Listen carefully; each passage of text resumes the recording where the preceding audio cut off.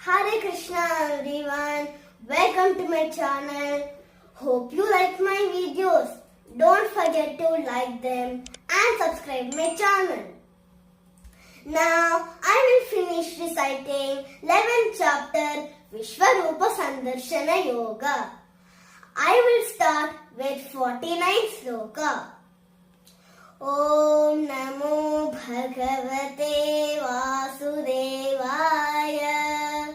Om Namo Bhagavate Vasudevaya. Om Namo Bhagavate Vasudevaya. Mate vyatha macha vimutha bhavaha दृष्ट्वा रूपं घोरमीदृन्मवेदं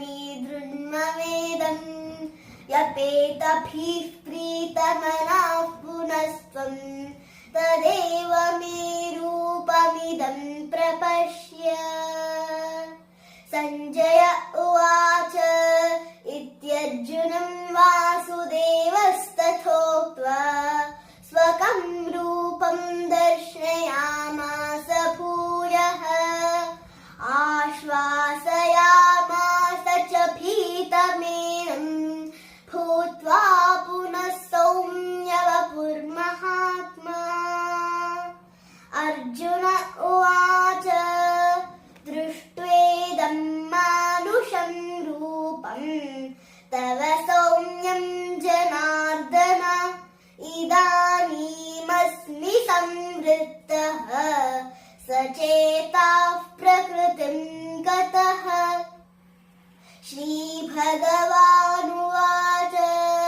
सुदुर्दर्शमिदं रूपं दृष्टवानसि यन्मम देवाप्यस्य रूपस्य नित्यं दर्शनकाङ्क्षिणः नाहं वेदैर्न तपसा न दानेन न चेच्यया शक्य एवं विधो द्रष्टुं दृष्टवानसि मां यथा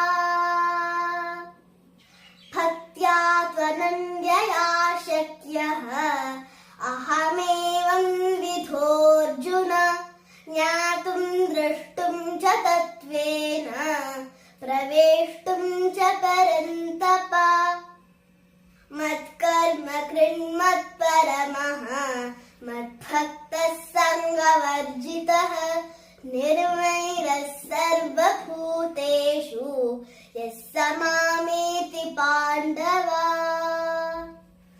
ॐ तत्सदिति श्रीमद्भगवद्गीतासु उपनिषत्सु ब्रह्मविद्यायां योगशास्त्रे श्रीकृष्णार्जुनसंवादे विश्वरूपसन्दर्शनयोगो नाम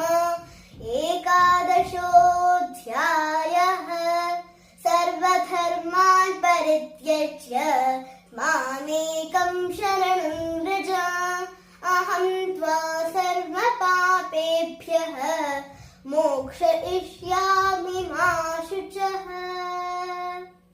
Do like my video, subscribe my channel and hit the bell icon. Hare Krishna to all.